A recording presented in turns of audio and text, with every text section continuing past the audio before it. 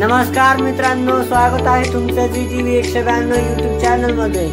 आज बाबा आणि आजी सुंदर अशी गवळण म्हणणार आहेत। गवळणचं नाव आहे गेला हरी पुण्या गावा। तर चला आपण गवळणला सुरुवात करूया।